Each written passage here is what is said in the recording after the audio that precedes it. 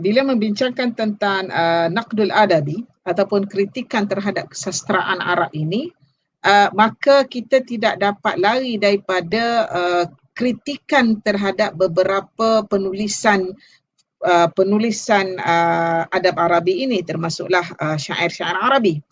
Dan di sini saya ingin memetik beberapa isu yang dikemukakan oleh beberapa penyair Arab sendiri terhadap penyair Arab yang lain.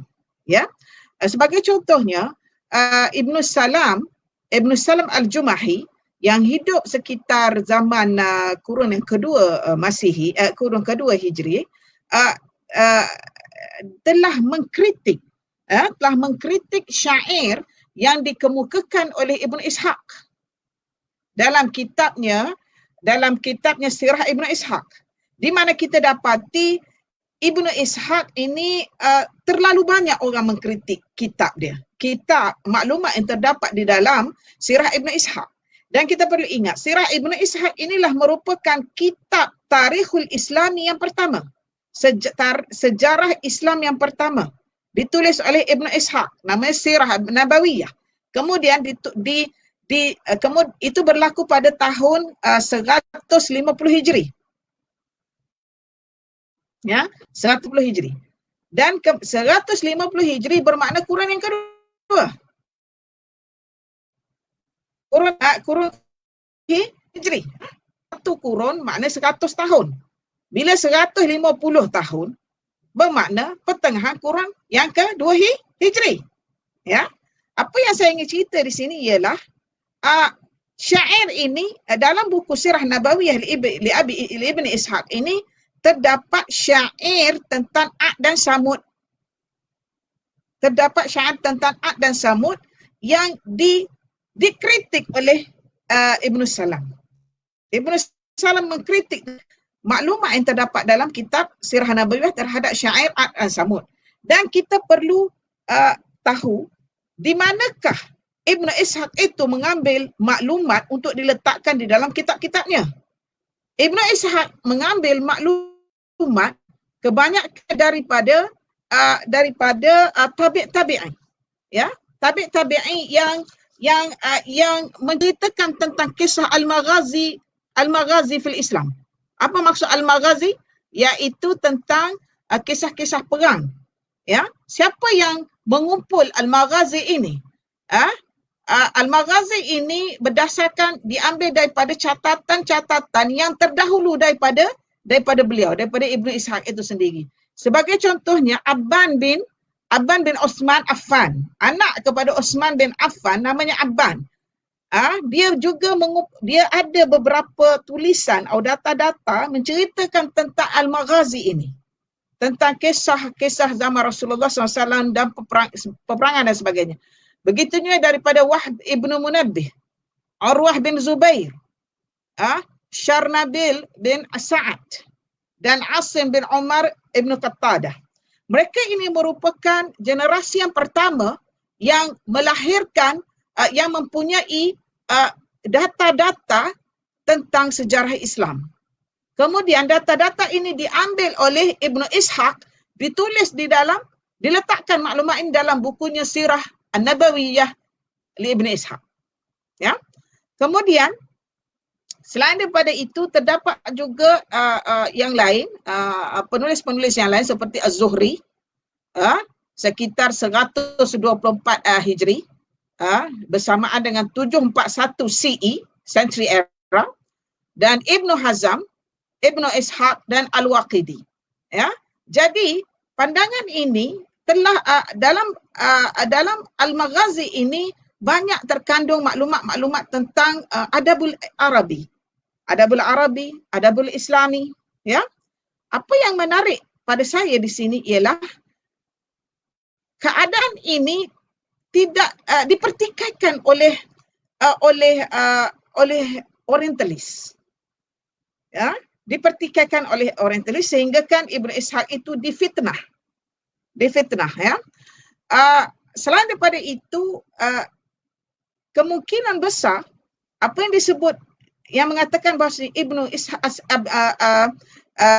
Ibn Salam Al-Jumahi itu yang mengkritik tentang maklumat syair yang terdapat dalam buku Sirah Nabawi Ibn Ishaq ini ialah daripada Orientalis. Kita perlu ingat bahawasanya Brockman Orientalis yang mula-mula sekali menulis tentang buku Al-Adab Al-Arabi, Tarikh Al-Adab Al-Arabi. Jadi apa-apa cerita yang berkaitan dengan pengkritikan, kritik, condemn, bermula daripada Orientalis. Ya, kemudian baru datang Jurji Zaidan dengan kitabnya Tarikh Al-Lughah Al-Arabiyah. Dan apa yang menarik lagi di sini ialah klaim ataupun kritikan ini tidak berhenti di sini. Tidak berhenti di peringkat Ibn Ishaq sahaja, tetapi dituduh juga Ibnu Nadim mengkritik juga terhadap Ibnu Ishaq ini. Apa yang malang bagi Ibnu Ishaq yang Ustazah lihat ya, beliau sentiasa menerima kritikan, padahal rujukan beliaulah yang paling awal. Sehingga kan Ibnu Hisham mengambil rujukan daripada Sirah Nabawiyah li Ibn Ishaq. Kemudian Ibnu Hisham kembangkan sedikit, jadilah Sirah Nabawiyah li Ibn Hisham. Ibn Hisham 2200 Hijri. Ibn Ishaq 150. Ibn Hisham lebih 250 macam tu. Kemudian dalam 400 Hijri muncul Tarikh Tabari. Tarikh Tabari expanded juga daripada Ibn Hisham tadi. Maksud di sini ialah bahan asasnya terdapat dalam kitab Sirah An-Nabawiyah li Ibn Ishaq. Dan kita perlu ingat, orang yang mula-mula menulis tentang Tarikh Al-Adab Arabi ini ialah Brockman. Dan beliau adalah Orientalis. Kita perlu ingat benda tu. Kita kena pegang. Jadi apa-apa jika kita menulis artikel atau research, kita perlu melihat into sides. Dua keadaan. Tulisan daripada Orientalis dan juga tulisan daripada Muslim itu sendiri ataupun orang Arab itu sendiri. Jurji Zaidan itu Arab, ya, Arab Lebanon. Ya. Rasanya dia bukan Muslim, tetapi dia Kristian. Ya. Selain daripada itu, saya ingin sentuh sikit di sini tentang kritikan syair yang dikemukakan, bukan kritikan di sini, disebut sebagai penanda aras terhadap kedudukan syair, kedudukan maklumat ini ditulis oleh Abul Ala Al-Ma'arri. Abul Ala Al-Ma'arri yang hidup sekitar 900 sehingga 959, tak silap Ustazah, 959 sehingga 1100 macam tu Masehi, telah menulis satu buku tentang buku buku As-Safar, maknanya tentang Al-Mi'raj itu, Isra Mi'raj itu. Apa yang menarik di sini, maklumat yang terdapat dalam buku tersebut yang ditulis oleh Abu Ali Al-Ma'arri itu telah dicedok oleh Dante Alighieri.